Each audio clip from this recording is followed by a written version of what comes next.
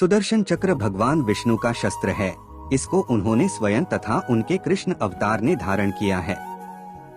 सुदर्शन चक्र बेहद शक्तिशाली और महाविध्वंसक अस्त्र है। इसे तेज तत्व का स्वरूप माना गया है। एक बार सत्यभामा, गरुड़ और सुदर्शन चक्र को अहंकार हो गया था। फिर क्या हुआ आइए जानते हैं। एक बार की बात है, भगवान श्री कृष्ण द्वारका में रानी सत्यभामा के साथ बैठे हुए थे। उनके पास ही निकट ही गरुड़ और सुदर्शन चक्र भी विराजमान थे। तभी कोई बात ऐसी छिड़ गई कि रानी सत्यभामा ने श्री कृष्ण से प्रश्न किया कि प्रभु, त्रेतायुग में आपने राम के रूप में अवतार लिया था। सीता आपकी पत्नी थी, लेकिन क्या वे मुझसे भी अधिक रूपवान थीं? भगवान श्री कृष्ण समझ गए कि रानी सत्यभामा को अपने सुंदरता पर अभिमान हो गया है। रानी सत्यभामा की बात समाप्त होते ही गरुड़ बोल पड़े कि भगवान, क्या दुनिया में मुझसे भी ज्यादा तेज गति से कोई उड़ सकता है? इसके बाद सुदर्शन चक्र का भी अहंकार जाग गया और वे भी बोले पड़े कि प्रभु, क्या संसार में मुझसे भी शक्तिशाली कोई है? श्री कृष्ण समझ गए कि इन तीनों को अपने ऊपर अहंकार हो गया है। अब कुछ ऐसी लीला करनी होगी जिससे इन तीनों का अहंकार दूर हो सके। तब भगवान फैसला किया और गरुड़ से बोले कि गरुड़, हनुमान को बुला ला। उनसे कहना कि भगवान राम माता सीता के साथ उनकी प्रतीक्षा कर रहे हैं। गरुड़ भगवान की आज्ञा लेकर हनुमान को बुलाने के लिए उड़ चले। सत्यभामा से श्री कृष्ण ने कहा कि देवी, तुम सीता के रूप में श्रृंगार करके तैयार हो जाओ। और श्री कृष्ण ने राम का रूप धारण कर लिया। भगवान श्री कृष्ण ने सुदर्शन चक्र से कहा कि तुम महल के प्रवेश द्वार पर पहरा दो और जब तक वे स्वयं किसी को न बुलाएं तब तक किसी को महल में प्रवेश न करने दें। भगवान की आज्ञा लेकर सुदर्शन चक्र प्रवेश द्वार पर बैठ गए। उधर गरुड़ ने हनुमान जी के पास पहुँचे और प्रभु का संदेश सुनाया। उन्होंने कहा कि वानरराज भगवान राम माता सीता के साथ द्वारका में आपसे मिलने के लिए प्रतीक्षा कर रहे हैं। आप तत्काल मेरे साथ चलें। मैं आपको अपनी पीठ पर बैठाकर शीघ्र ही वहां ले जाऊंगा। हनुमान उनसे कहा कि आप चलो, मैं आता हूं।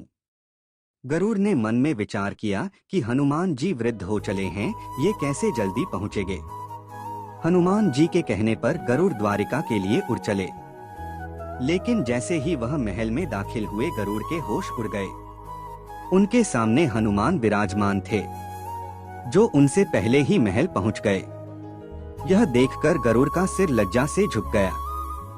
हनुमान जी को देखकर श्री राम ने उनसे पूछा कि पवन पुत्र, तुम बिना आज्ञा के महल में कैसे प्रवेश कर गए? क्या तुम्हें किसी ने रोका नहीं? तो हनुमान जी ने विनम्रता पूर्वक सिर झुकाकर अपने मुंह से सुदर्शन चक्र को बाहर निकाला और उनके सामने प्रस्तुत कर दिया।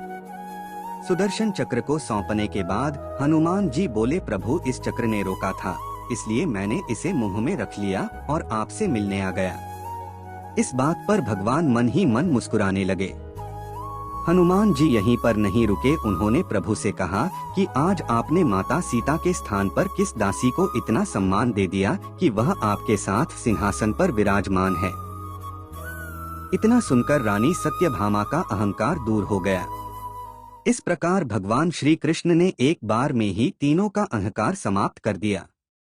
तीनों भगवान के सामने लज्जित अवस्था में थे। अब तीनों के घमंड चूर हो गए थे और भगवान भी यही चाहते थे। सत्यभामा, गरुड़ और सुदर्शन चक्र ने कहा, प्रभु, आपकी लीला अद्भुत है। अपने भक्तों के अहंकार को अपने भक्त द्वारा ही दूर किया। आपकी जय हो प्रभु। परमात्मा कभी अपने भक्तों में अभिमान रहने नहीं देते।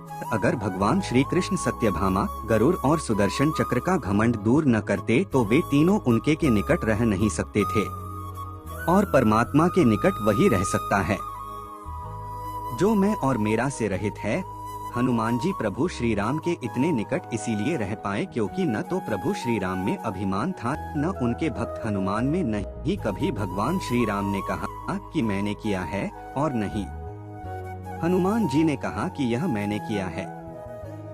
इसलिए दोनों एक हो गए, न अलग थे न अलग रहे। इसीलिए दोस्तों, भगवान श्री राम से जुड़े व्यक्ति में कभी अभिमान हो ही नहीं सकता। व्यक्ति को अहंकार नहीं करना चाहिए। इससे दूर रहना चाहिए। दोस्तों, आमतौर पर हर किसी को अपने ऊपर अभिमान हो जाता है। ये अहंकार ही इंसान और भगवान से मिलन में सबसे बड़ी बाधा है। इसीलिए मंदिर में सदैव सिर झुकाकर आने का नियम बनाया गया है, ताकि हम अपने अहंकार को जान सके, क्योंकि भक्ति मार्ग का सबसे पहला कदम है अहम और अभिमान रहित जीवन। अगर वीडियो अच्छा लगे तो वीडियो को लाइक करें और चैनल को सब्सक्राइब करें। जय श्री राम।